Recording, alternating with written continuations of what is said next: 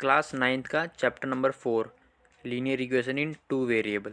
Linear equation इन two variable समझने से पहले हमें ये पता होना ज़रूरी है कि इक्वेशंस होती क्या है।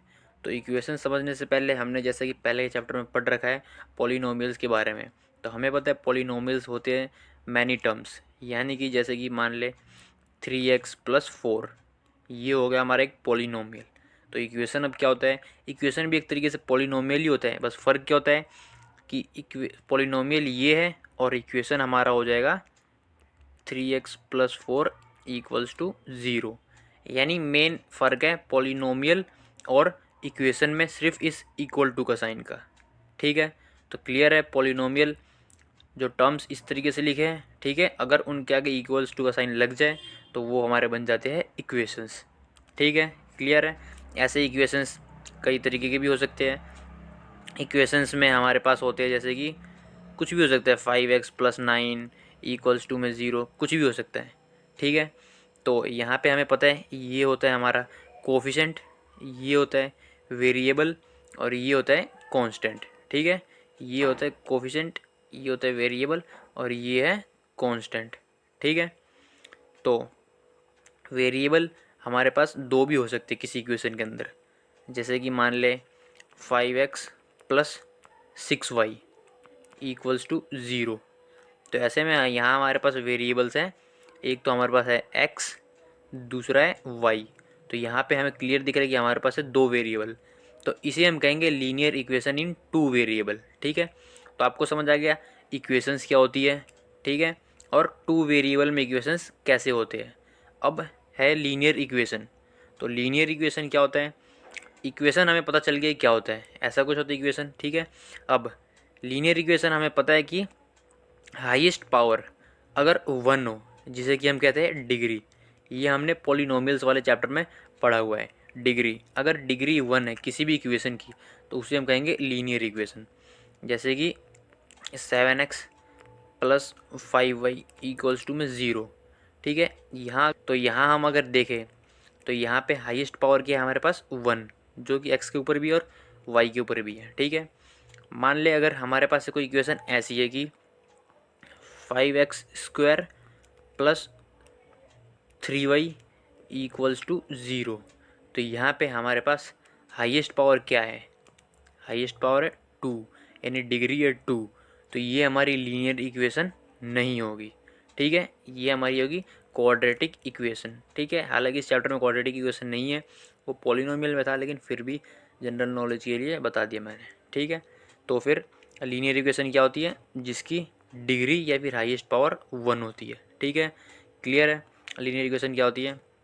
अब देखिए लीनियर इक्वेशन इन टू वेरिएबल, ये हम ऑलरेडी डिस्कस कर चुके हैं। लीनियर इक्वेशन इन टू वेरिएबल क्या होता है, सिंपली 5x+6y = 0, ये है एक वेरिएबल, ये है दो वेरिएबल। दो वेरिएबल आते ही लीनियर इक्वेशन हमारा हो गया दो वेरिएबल में। यहाँ पे x और y की जगह पे कोई भी वेरिएबल हो सकता है। मान लो 5t+7z = 0। यहाँ पे भी हमारे पास t है और z है, ये दो वेरिएबल है हमारे पास। ऐसे यहाँ पे कोई भी ABCD का अल्फ़ाबेट हो सकता है। ठीक है, तो दो वेरिएबल में ये होती है लीनियर इक्वेशन। ठीक है, अब आ गया general form of linear equation. ठीक है, क्या है हमारे पास general form of linear equation, वो क्या होती है, वो होती है ax+by+c = 0। यहाँ पे a और b हमारे क्या होते हैं, a और b हमारे होते हैं कोई भी रियल नंबर।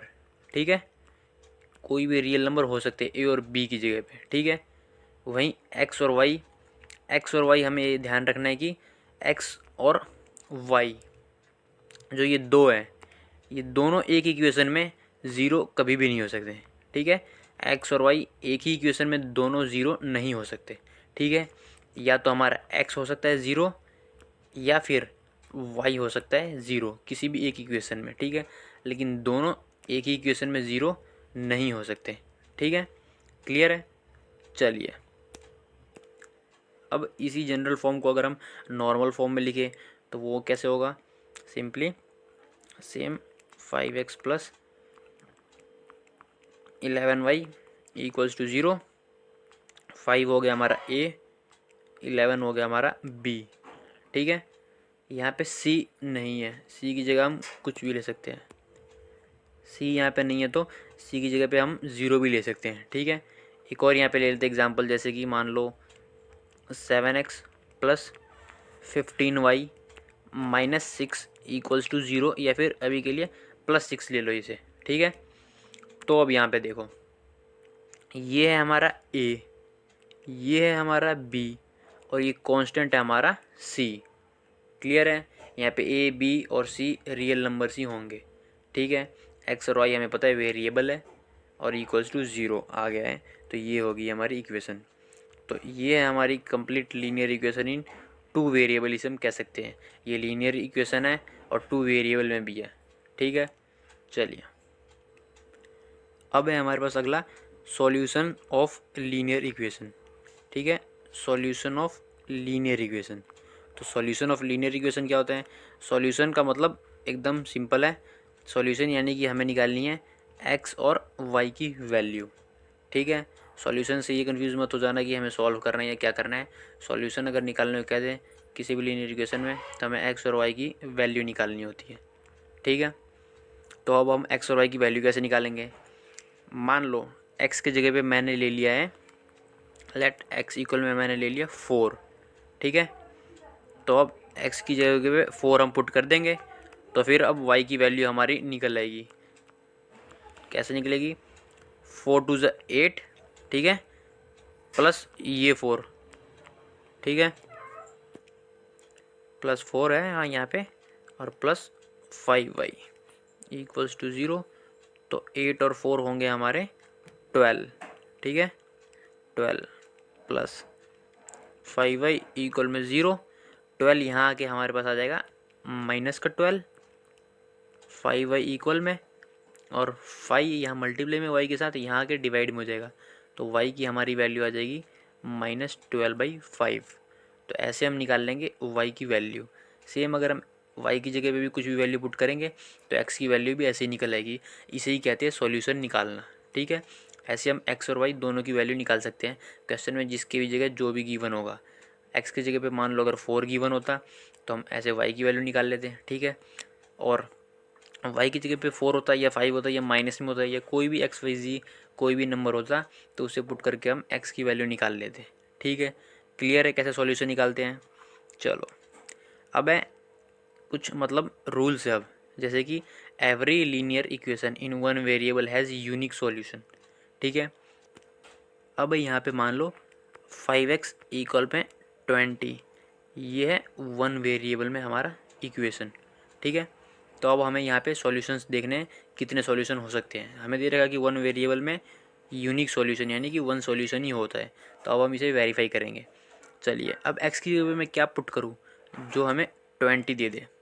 तो सिंपल है, 5 4 से 20 होते हैं, तो मैं x की जगह पे पुट करूँगा 4, तो आ जाएगा हमारा 20। ठीक है, क्लियर है, 20 इक्वल में 20। ठीक है, 20 इक्वल में 20। तो अब यहाँ पे हमारे पास x इक्वल में सिर्फ 4 है, x की जगह पे हम 4 के अलावा कोई और वैल्यू पुट नहीं कर सकते, अगर करेंगे तो 20 नहीं आएगा। ठीक है, आप ऐसे कोई और एग्जांपल ले ले, जैसे 6x इक्वल में 18 है, तो हमें पता है x की जगह पे अगर हम 3 पुट करेंगे तभी 6 3 हमें 18 देगा। ठीक है, इसकी जगह कोई और वैल्यू हम पुट ही नहीं कर सकते, यानी कि हमारे पास जो वैल्यू है हमें पता है इसे हम सॉल्यूशन कहते हैं, तो इस वैल्यू या फिर इस सॉल्यूशन को हम एक ही तरह से पुट कर सकते हैं, या फिर 3 पुट कर सकते हैं, या फिर इस वाले इक्वेशन में 4 पुट कर सकते हैं इसकी जगह पे। यानी कि अगर वन वेरिएबल में है हमारे पास तो हम सिर्फ एक ही सॉल्यूशन निकाल सकते हैं। क्लियर है, चलिए अब यहाँ पे नीचे हमारे पास linear equation in 2 variable has infinity many solutions. ठीक है, यानी कि अगर 2 वेरिएबल में है कोई भी लीनियर इक्वेशन तो उसके अनगिनत या फिर इन्फिनिटी मैनी सॉल्यूशंस होंगे।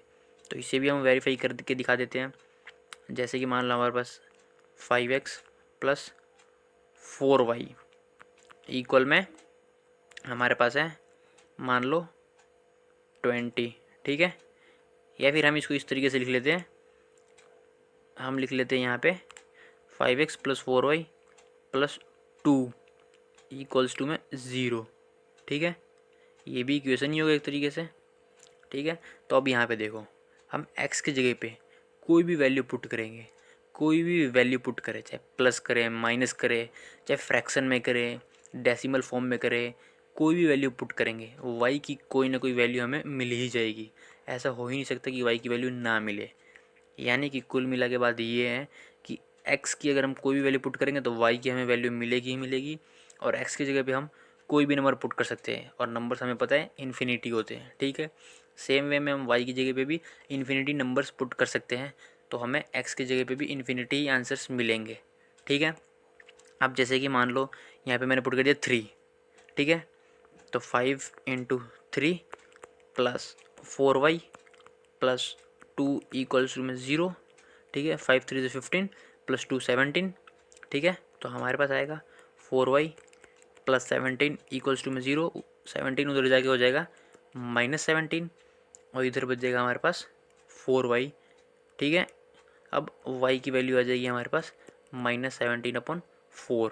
ठीक है, ऐसे ही x की जगह पे हम कोई भी वैल्यू पुट करें, y की कोई ना कोई वैल्यू निकल ही जाएगी, और हमें पता है x की जगह पे हम इन्फिनिटी मैनी नंबर्स पुट कर सकते हैं, जिसकी वजह से y की वैल्यू इन्फिनिटी मैनी टर्म्स में ही आएगी।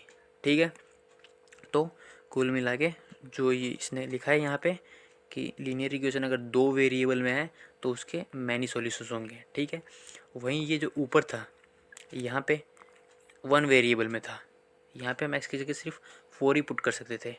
ठीक है, तो हमारा एक ही आता मतलब आंसर। ठीक है, मतलब 4 पुट करते हैं तो ही 20 हमें मिल पाता। ठीक है, तो अभी यहाँ पर आप में से कई कहेंगे कि हम इसे इस तरीके से भी तो लिख सकते हैं, 5x माइनस 20 इक्वल में 0, और अभी यहाँ पे x की जगह हम इन्फिनिटी सॉल्यूशंस पुट कर दें, हमें तो कोई ना कोई वैल्यू मिल ही जाएगी। लेकिन मैं इसे भी प्रूफ कर देता हूँ। चलो मैं मान लेता हूँ 5x की जगह पे मैं 2 पुट कर देता हूँ। ठीक है, तो 5 इंटू 2 माइनस 20 इक्वल्स टू में 0। ठीक है, अब 5 2 जो होता है 10 माइनस 20 इक्वल में 0। ठीक है, अब 10 उधर चला गया तो हमें क्या मिल गया -20 इक्वल में -10। ठीक है, तो अब देखो इधर है -10, इधर है -20, ये तो इक्वल है ही नहीं, तो यानी कि हमने जो 2 लिया है ये गलत लिया है। अब ऐसे ही आप यहाँ पे x की जगह पे कोई भी वैल्यू पुट कर लो, हमें -20 मिलेगा ही नहीं। कब तक नहीं मिलेगा? जब तक हम x की जगह पे 4 पुट ना करें। ठीक है, और 4 पुट करते ही हमें हमारा आंसर मिल जाएगा। 5 इंटू 4 -20 इक्वल्स टू में 0। 5 4 से 20, 20 माइनस 20 इक्वल में 0। 20 माइनस 20 0 होते हैं, और इक्वल्स टू में है ही 0, तो दोनों तरफ आ गए हमारे इक्वल। ठीक है, LHS भी और RHS भी, यानी लेफ्ट हैंड साइड और राइट हैंड साइड दोनों साइड इक्वल वैल्यू आ गई है। और वो कब आई है? जब हमने x इक्वल में 4 पुट करा है। ठीक है, तो हम 1 वेरिएबल में सिर्फ एक ही सॉल्यूशन निकाल सकते हैं, और 2 वेरिएबल में इन्फिनिटी मैनी सॉल्यूशंस। ठीक है, अब एक चीज़ हमने मिस कर दी थी लीनियर इक्वेशन इन 2 वेरिएबल में। हमने क्या मिस किया था कि लीनियर इक्वेशन इन 2 वेरिएबल में हम राइट हैंड साइड और लेफ्ट हैंड साइड दोनों साइड किसी भी सेम नंबर को प्लस कर सकते हैं। ठीक है, या फिर माइनस भी कर सकते हैं। इससे हमें कोई इफेक्ट देखने को नहीं मिलेगा हमारी इक्वेशन में। ठीक है, सिमिलरली हम किसी भी सेम नंबर से इक्वेशन की दोनों तरफ, ऐसे ही सिमिलरली हम किसी भी नंबर से इक्वेशन की दोनों तरफ मल्टीप्लाई भी कर सकते हैं। ठीक है, और डिवाइड भी कर सकते हैं हम किसी भी सेम नंबर से इक्वेशन के दोनों तरफ। ठीक है, एक्सेप्ट ज़ीरो। ज़ीरो के अलावा हम किसी भी नंबर से मल्टीप्लाई भी कर सकते हैं और डिवाइड भी कर सकते हैं इक्वेशन की दोनों तरफ। ठीक है, लेकिन प्लस माइनस में ऐसी कोई एक्सेप्शन नहीं है। हम ज़ीरो से भी प्लस कर सकते हैं, माइनस भी कर सकते हैं, लेकिन याद रखें दोनों साइड वो चीज़ें करनी पड़ेगी, एक साइड नहीं करनी पड़ेगी। ठीक है, अगर दोनों साइड करेंगे तो ही हमारा सॉल्यूशन ठीक होगा। ठीक है, तो ये था हमारा chapter number 4 linear equation in 2 variable का कंप्लीट इंट्रोडक्शन। ठीक है, चलिए, थैंक यू सो मच।